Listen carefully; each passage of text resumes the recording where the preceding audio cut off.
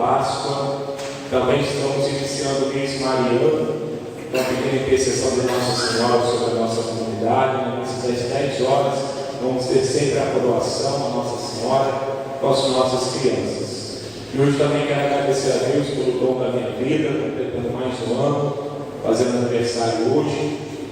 Ficando mais velho um pouquinho, né? 36 anos, com aparência de 27, na verdade.